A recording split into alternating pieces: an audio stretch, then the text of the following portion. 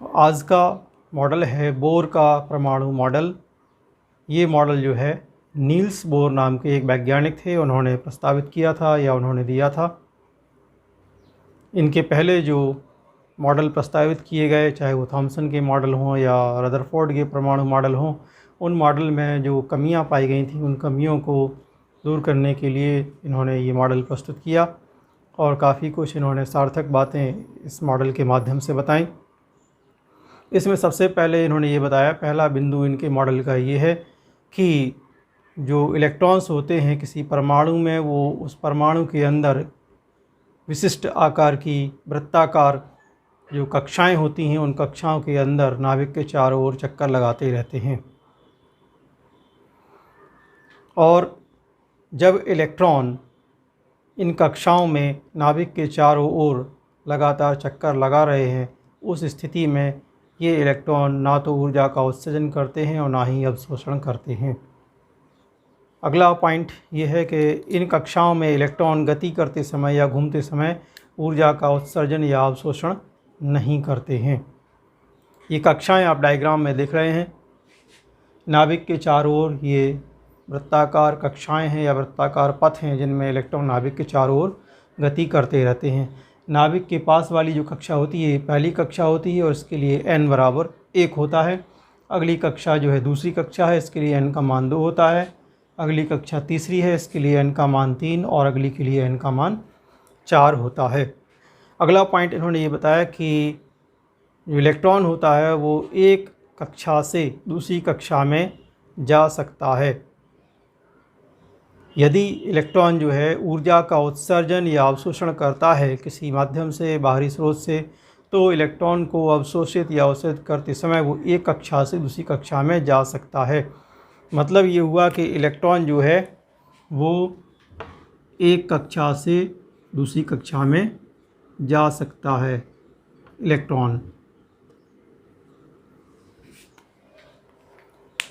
और जब इलेक्ट्रॉन एक कक्षा से दूसरी कक्षा में जाता है तो जाते समय वो ऊर्जा का या तो उत्सर्जन करेगा या अवशोषण करेगा।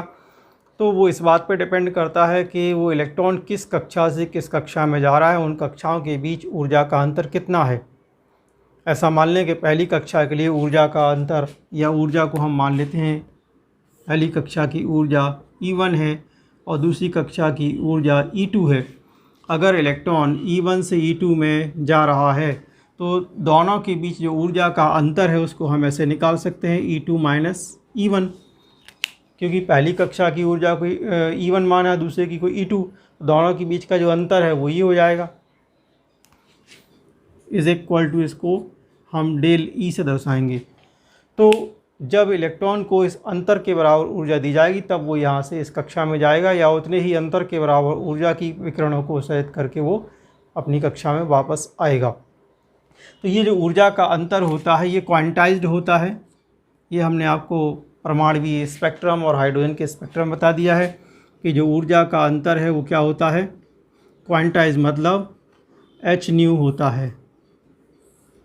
ठीक। अगला पॉइंट जो इन्होंने बताया है कि कोई भी इलेक्ट्रॉन किसी परमाणु की किसी कक्षा में केवल तभी चक्कर लगा सकता है जबकि उस कक्षा में उस इलेक्ट्रॉन का कोणीय संवेग NH/2π के बराबर या उसका गुणक हो।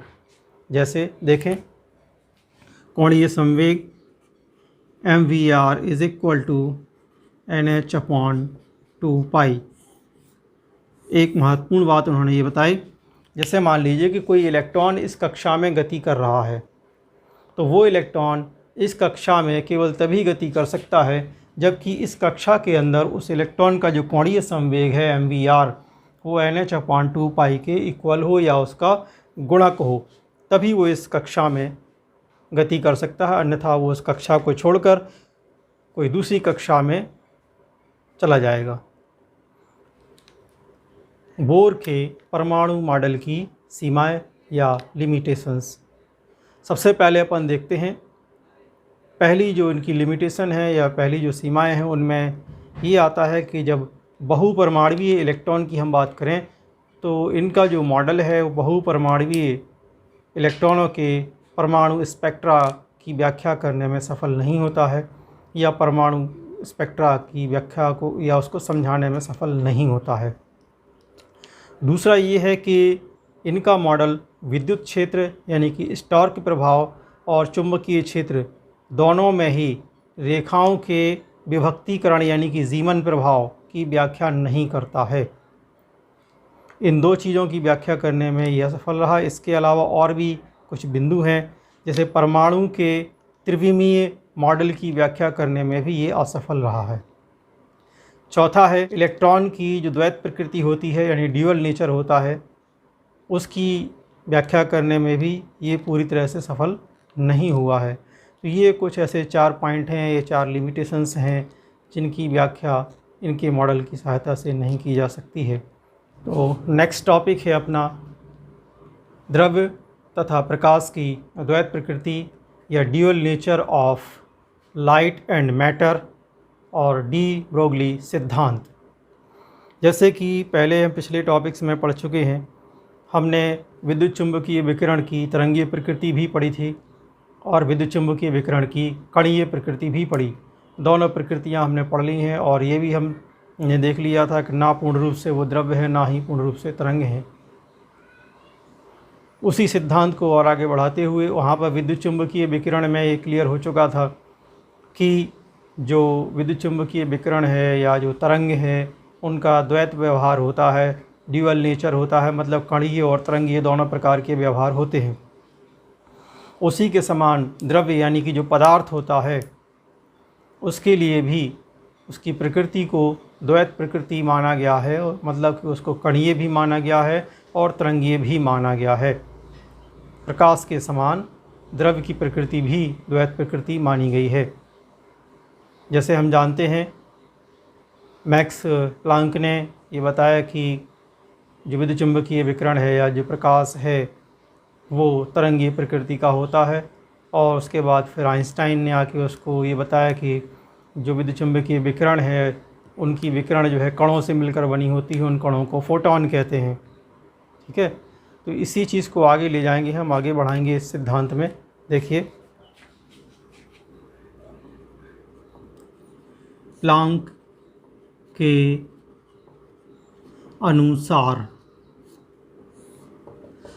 के अनुसार इन्होंने जो है विद्युत चुंबकीय विकिरण की जो प्रकृति होती है उसको जो है तरंगीय प्रकृति माना था, और उसकी ऊर्जा की गणना करने के लिए इन्होंने एक सूत्र दिया था। तो देखिए, सूत्र है इनका E = h/nu। इसको समीकरण 1 मान लेते हैं। यहाँ पर हम जानते हैं कि E ऊर्जा है, h जो है वो प्लांक स्थिरांक है और न्यू आवृत्ति यानी फ्रिक्वेंसी है। ये एक तरंग का गुण होता है और तरंग के गुण का उपयोग करते हुए उन्होंने उसकी ऊर्जा इस फॉर्मूले से ज्ञात की। इससे सिद्ध होता है कि जो तरंग है या विद्युत चुंबकीय विकिरण है वास्तव में वो एक तरंग होता है, क्योंकि तरंग के गुण से उसकी ऊर्जा परिकलित की जा सकती है। अब इसके बाद आइंस्टाइन जो है इन्होंने भी एक सूत्र दिया था।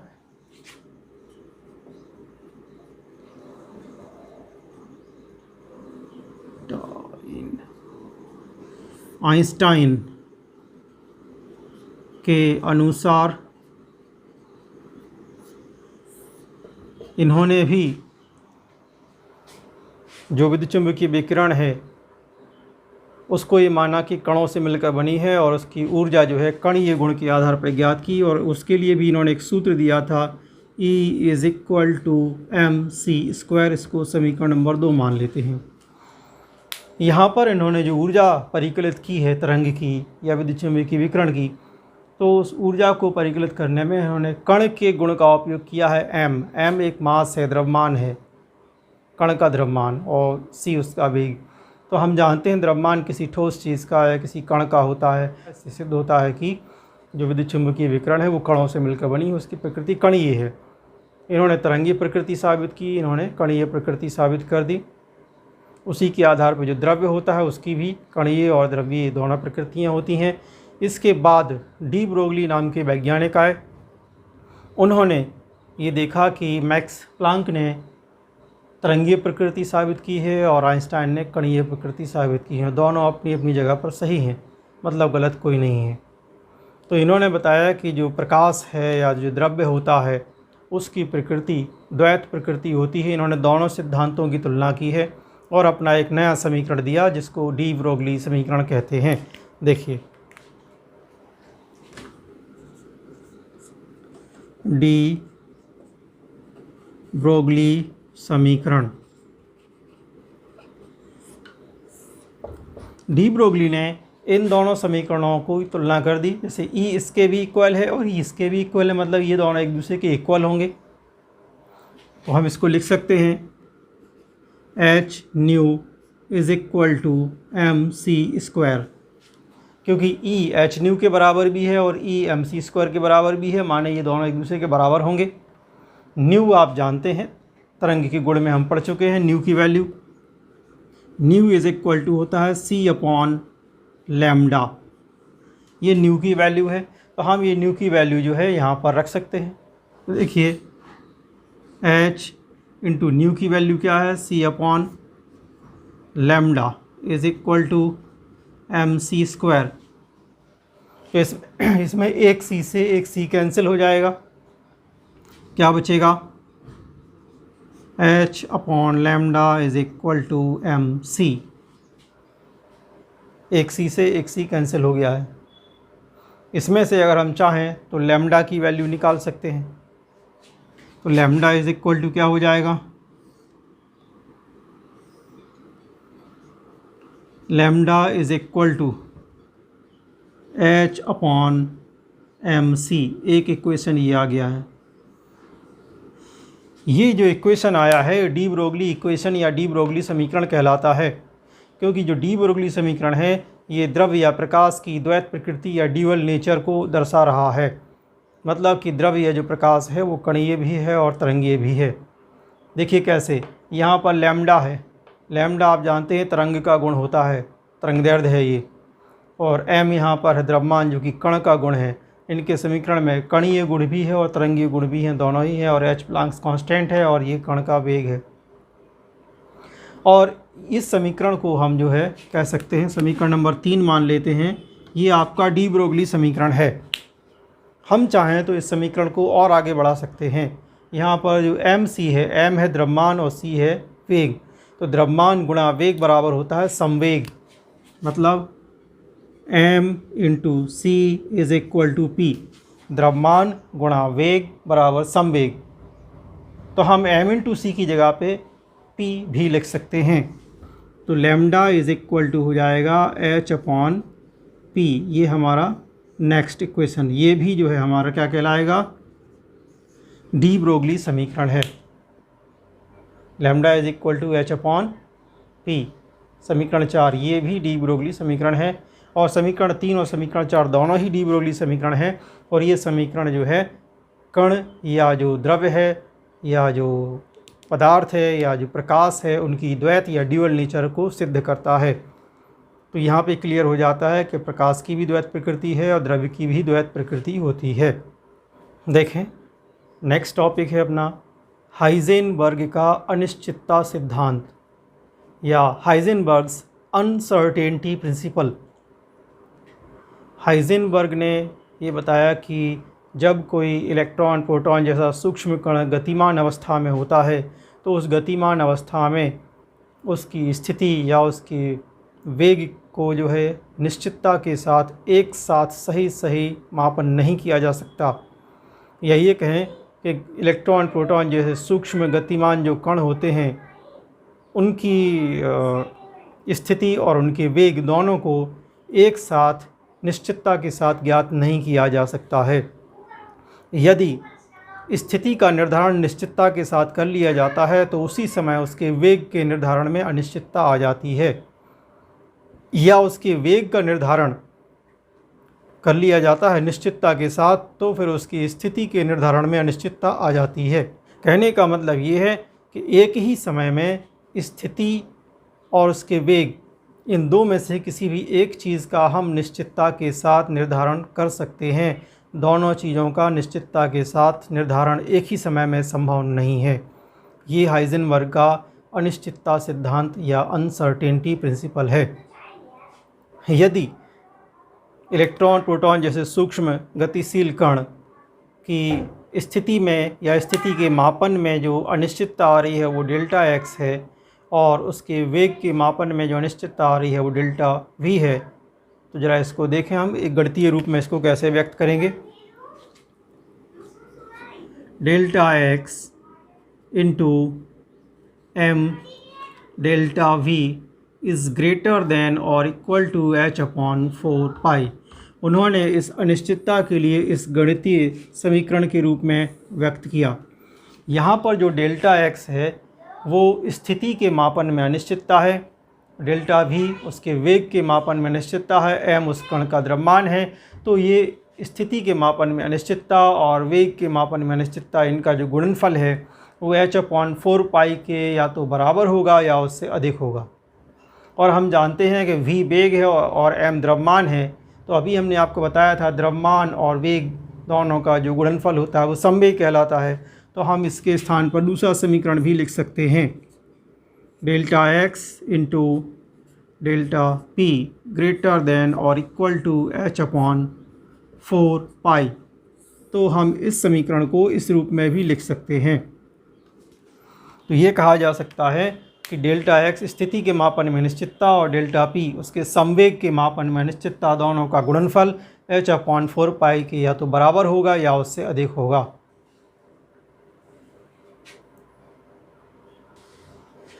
अब हम ये देखें कि ये अनिश्चितता क्यों आ रही है।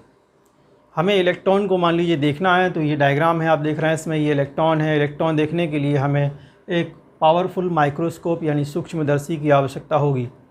सूक्ष्मदर्शी की सहायता से ही हम सूक्ष्म वस्तुओं को देख सकते हैं। देखने के लिए अपन जानते हैं माइक्रोस्कोप से जब हम देखना चाहेंगे इसको, तो माइक्रोस्कोप से देखने के लिए हमें उस वस्तु पर या उस ऑब्जेक्ट के ऊपर लाइट फोकस करना पड़ती है जिसको हम देखना चाह रहे हैं। तो हमें इलेक्ट्रॉन अगर देखना है तो इलेक्ट्रॉन के ऊपर हमें लाइट फोकस करना पड़ेगी। तो मान लीजिए कि हमने लाइट फोकस की है, प्रकाश की किरणें जब जाएंगी इलेक्ट्रॉन से टकराएंगी, टकराने के बाद वही प्रकाश की किरणें जब माइक्रोस्कोप में से प्रवेश करेंगी तब यहाँ से उनको देखा जा सकेगा। तो माइक्रोस्कोप से इलेक्ट्रॉन को देखने के लिए हमें ऑब्जेक्ट यानी इलेक्ट्रॉन के ऊपर लाइट फोकस करना पड़ती है। और ये हम पहले ही पढ़ चुके हैं कि जो प्रकाश की किरण है, इस प्रकाश की किरण, इसमें ऊर्जा होती है।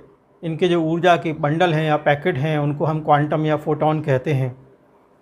तो मान लीजिए कि जैसे ही प्रकाश की किरण आके इलेक्ट्रॉन से टकराती है और लाइट इससे रिफ्लेक्ट होकर माइक्रोस्कोप में पहुंचती है, तो आपको उसकी स्थिति का अनुमान हो जाएगा कि इलेक्ट्रॉन इस जगह पर है।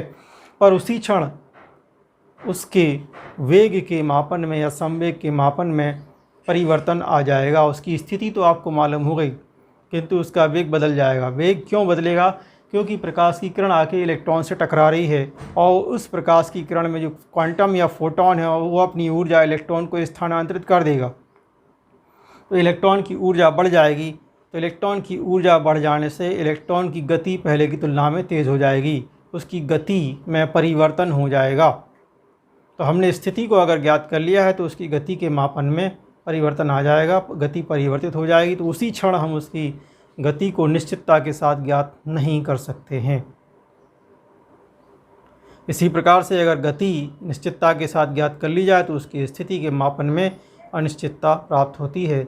दोनों ही चीज़ों का निश्चितता के साथ एक ही समय मापन असंभव है। ये जो टॉपिक है अपना, ये कक्ष कक्षक है।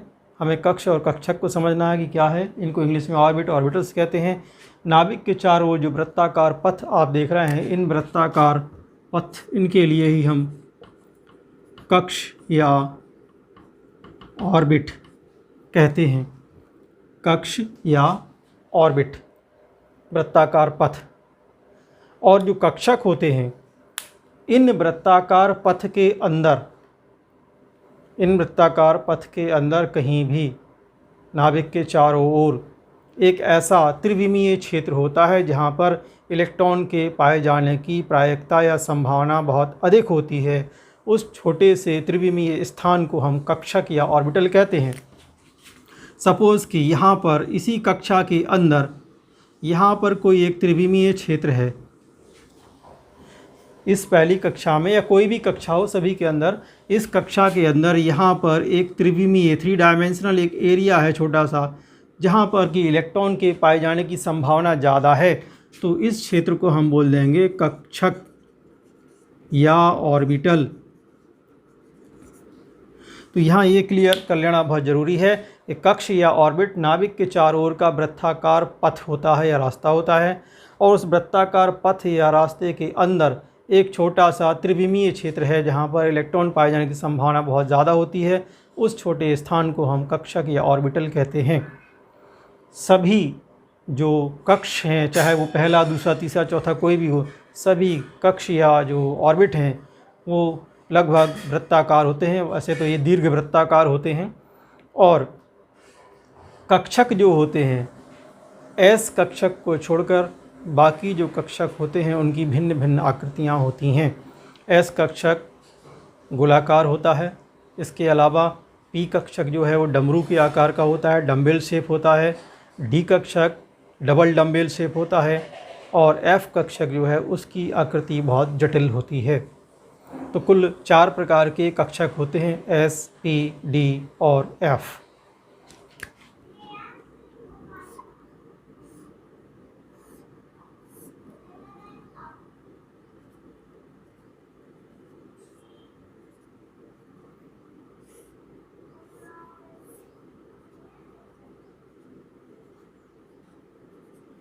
देखिए, पी एक्स में जो डमरू के आकार की इसकी पाली है या जो लोब है वो एक्स अक्ष के ऊपर है, इसलिए इस कक्षक को बोलते हैं पी एक्स। दूसरा है पी वाई, इसमें इसकी जो पाली है वो वाई अक्ष के ऊपर होगी डमरू के आकार की, तो ये पी वाई कक्षक कहलाएगा।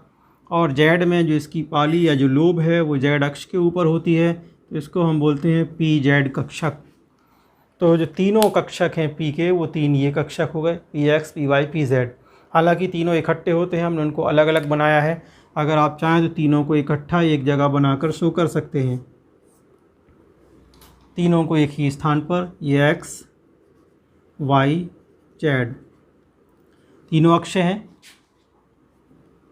तो पी एक्स में उसकी पाली एक्स अक्ष के ऊपर होती है, पी वाई में उसकी पाली वाई अक्ष के ऊपर होती है यहाँ पर, पी जेड में उसकी पाली जेड अक्ष के ऊपर होती है। तो तीनों जो कक्षक हैं वो हमने अलग अलग शो किए हैं। तीनों कक्षक को हम एक साथ मिला के शो करें तो ये पी उपकोष कहलाता है। वास्तव में तीनों ये एक साथ होते हैं। तो डी कक्षक या डी ऑर्बिटल जो होते हैं ये डबल डम्बेल शेप होते हैं। मतलब जैसे पी कक्षक में डमरू जैसी एक लोब या पाली होती है, उस टाइप की इसमें 2 पालियाँ या 2 लोब होती हैं। और ये कुल 5 होते हैं, और इनमें से जो 5 हैं उनको 2 भागों में बांट दिया है। एक भाग को हम T2G कहते हैं और दूसरे भाग को EG कहते हैं ग्रुप थ्योरी में। तो ज़रा देखें इनको।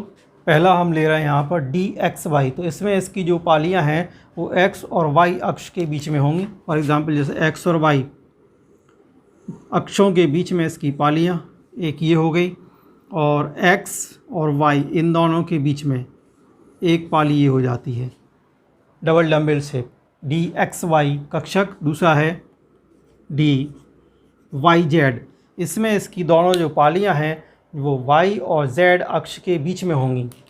तो Y और Z के बीच में पाली एक तो ये हो जाती है,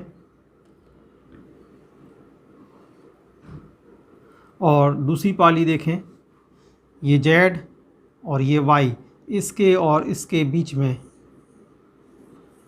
ये हो गया DYZ।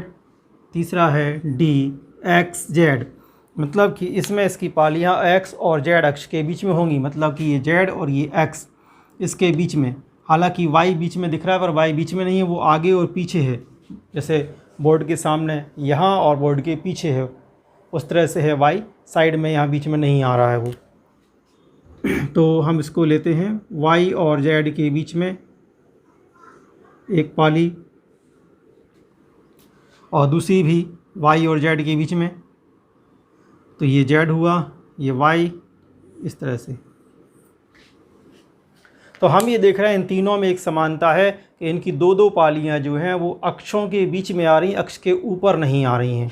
तो इन तीनों को सम्मिलित रूप से ग्रुप थ्योरी में कहा गया है T2G समूह या ग्रुप। अब दो और बाकी रह जाते हैं इनके, वो देख लें।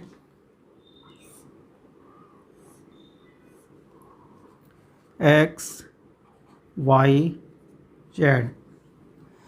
चौथा जो हम आपको बता रहे हैं वो है D X square Y square. इसमें इसकी जो दोनों पालियां हैं वो अक्ष के ऊपर होंगी, X अक्ष के ऊपर होगी और Y अक्ष के ऊपर होगी। तो एक पाली ये आ गई X अक्ष के ऊपर और एक ये आ गई Y अक्ष के ऊपर। पांचवा जो D कक्षक है वो ये है X Y Z। ये जो है ये कहलाता है DZ स्क्वायर। DZ स्क्वायर माने इसमें जो इसकी पाली है वो Z अक्ष के ऊपर होगी, Z अक्ष के ऊपर पाली है, और दूसरी पाली जो है XY तल में गोल रिंग के रूप में होती है, मतलब यहाँ इस तरह से। तो ये DZ स्क्वायर ऑर्बिटल हो गया। इन दोनों में एक समानता है, वो ये है कि इनकी पालियाँ अक्षों के ऊपर हैं, इसलिए ग्रुप थ्योरी में इन दोनों को सम्मिलित रूप से EG समूह कहते हैं, EG समूह। तो ये EG समूह के हो गए दोनों, और ऊपर वाले जो तीन हैं वो T2G समूह के हो गए। तो कुल मिला के ये 5 जो हैं वो D कक्षक हो जाते हैं, 5 D ऑर्बिटल्स। और अब बचता है 5 अंतिम जो है वो है F कक्षक या F ऑर्बिटल। तो इसके बारे में हमने आपको बता दिया कि F कक्षक जो है या F ऑर्बिटल है उसमें इस तरह की पालियाँ 3-3 होती हैं और वो 7 कक्षक हो जाते हैं, 7 होते हैं संख्या में, और उनकी संरचनाएं बहुत जटिल होती हैं।